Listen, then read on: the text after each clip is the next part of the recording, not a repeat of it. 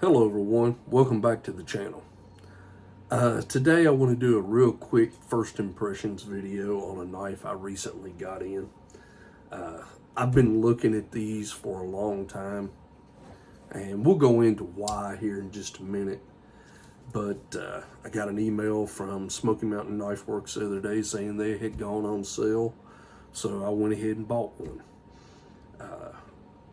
I've liked this design. It is a very old design dating back to the early 1900s, late 1800s. It was designed by an individual who has played a very big part in camping and modern bushcraft. He called it woodcraft, but it's bushcraft either way you look at it. So that knife is the Kabar Bk-62. It is Ethan Becker's copy of the knife that used to belong to Horace Kephart that Ethan has in his collection. Interesting video. If you ever get a chance to watch it, it's only 4 or 5 minutes long, and he talks about seeing it, holding it for the first time, and how that played into his take on that knife. Now, I say his take because there's really about only one thing different between, maybe two things different between this knife and the original Kephart knife that Ethan has. The steel type is probably unknown on the original, and this one is 1095 Crovan. And then the other is the way the handles are attached. The handles on the original are pinned on. Ethan chose to use screws with nuts. That way if someone wanted to upgrade the handle, they could. So, little specs on the knife. The overall length on this knife is 9.6 inches.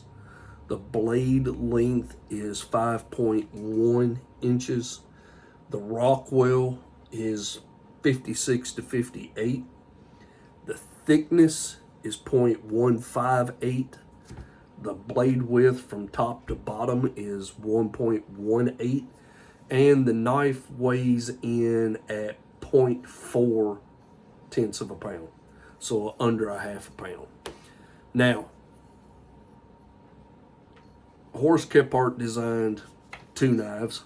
He designed a 5-inch version, which is what this one is, and a 4-inch version. Ethan states in his video, to the best of his knowledge, there are only two original Kephart knives in existence. One is in a museum in North Carolina, I believe he said, and then the other is in his personal collection. And in the video, if you watch it, you'll see a comparison between the two, and they're almost spot on. I mean, all the way down to the tapered tang at the back. Like I said, the biggest difference is probably the steel choice, and that this one is screwed on handles instead of pinned on handles. So let's get into the first impressions of this knife. When I got it out of the box and grabbed hold of it, it feels like it belongs in your hand. It's hard to describe. You'd almost have to feel it to understand it. It feels like it belongs in your hand. The wood is very well done. I could see where maybe it would be a little slick if your hands were wet. I'm actually probably going to tongue oil these scales, and I'll see if that changes that feel. The blade is very well done. If you look, it has got some etching there. Trying to get it to where it focuses good. It says Becker Knife and Tool, Horace Kephart, Kabar, Olin, New York. So that's on the front side. On the back side, it has the BK-62. This is kind of a tumble finish on this blade. I really like that. It's very smooth for what we're used to on a lot of blades. Most of the time, blades are coated nowadays. So this one feels very, very smooth. The spine on this knife is rounded. There is not a place anywhere on the back of this knife that you would be able to scrape a ferrule rod. And you have to think that the original come from a time when ferrule rods didn't exist. Everybody used either matches or flint and steel. So with that being said, you have to understand that from that era, a sharpened spine was not normal. The rounded off spine, I will admit, from what little bit I've messed with it, if you're got your thumb on the back pushing on it, where there's no sharp edges, it is comfortable. So that I like. If I had a complaint with this knife, it would have to do with the sharpness. And I'll show you what I'm talking about here. When I got it, it'll shave the hair off of your arms.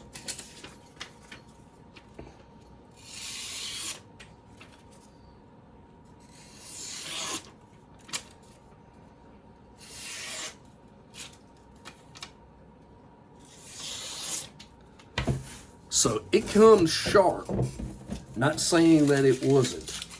The problem that I have is if you take your finger and lay it right there and feel along that edge on both sides, you can tell it was sharpened on a belt. I don't know if you can see it. There you go. You can see the grind marks in that blade. And it's like that on both sides. So according to the website, it has a 20-degree angle, which is what I use on all of my knives.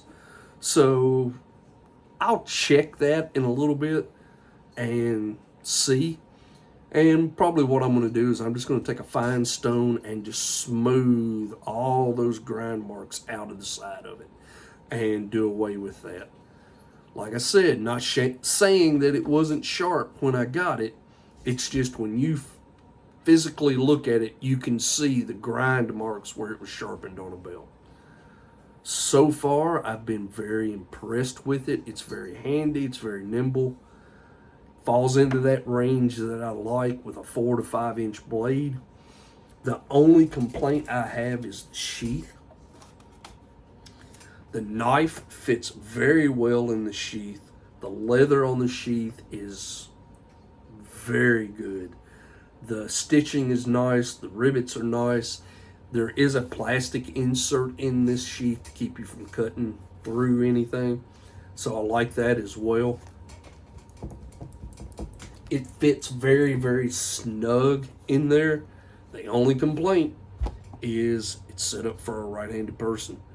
So please, people, start offering these leather sheaths with a left-handed option for all of us lefties out there. Comparing this knife feel-wise to the SEPR4, to the SE Laser Strike, and to the LT Wright Bushcrafter, I've got to say, out of the four, this one's the most comfortable. The handle scales on this one are a lot thicker than the PR4. They're thinner than the Laser Strike and not as rounded off. You've got enough of a flat on each side that it's very easy to index this knife. The PR4, I like it, but the handles are just a little too thin for my liking. If they were maybe 1/8 of an inch thicker, or even a 1/16 of an inch thicker, it'd make a world of difference, I think. The Laser Strike, it is a whole different design altogether, but the reason I threw it in there is because it's got a spear point blade and it's shaped almost identical to this on the end. The LT Wright Bushcrafter, again, spear point blade. That's why I compared all three of them to this one. The handles are extremely comfortable, but if it wasn't for the little finger notch on the LT Wright Bushcrafter, it would be hard to index that knife. Let me pull it out here and I'll show you what I'm talking about. If you look at them, blade design is almost the same. You're going from about a 4-inch blade, 4 3/4-inch blade to a 5-inch. The handles on these two knives, there's a lot of difference in the handles between them. This is a whole lot thicker. That makes it comfortable. But where the handle is so round on this one, if it wasn't for that little bit right there, there would be absolutely no way to index this knife when it's in your hand. You wouldn't know which way the blade was pointed. I'll pull out my PR4 here real quick. Again, blade design's almost identical. Again, a 4-inch blade versus a 5-inch. But then when you look at the handles on this thing, get it up here, you can tell that the Becker is a whole lot thicker than the PR4. If the PR4 just had some thin 16th inch liners or something behind that, it would make that knife feel a world of difference. But I've wanted one of these for a while. I am a big fan of Horace's writings. The camping and woodcraft book that he put out has a lot of information. Even though it was wrote around the turn of the 20th century, that still applies to us today in bushcraft and camping. So if you haven't had a chance to read that book, try to get your hands on a copy and read it. It's very interesting, his approach to it. I am in the process of trying to get some of Nismick's books and read those. I'm listening to one on audiobook. It's been interesting. His approach and Horace's approach vary a little, but not a lot. And it's interesting to listen to some of the similarities between the two. But overall, I am very, very pleased with this knife. It is probably the closest knife out there that you can find that is based on the original design. And if you ever get a chance to handle and use one, by all means, pick it up and use it, and you'll see what I'm talking about. That the minute you put it in your hand, it feels like it belongs in your hand. So I'm going to keep this short, sweet. I'll get another video up here soon. Should have a stump review coming up on the Tops Camp Creek Fire Edition. I'll try to get a follow-up on the Bk-62 shortly thereafter, and then we'll go from there. So right now I'm still waiting on all the water to go down in the backyard. I've had water standing in my backyard for the last 2 weeks, and they're saying we're going to get more rain tonight, so it could be a while, and I apologize to you for that. It's hard to get out and do anything when you've got 2 or 3 inches of water standing everywhere in your backyard. But there we go. Like, share, subscribe. I'll get another one up for you soon.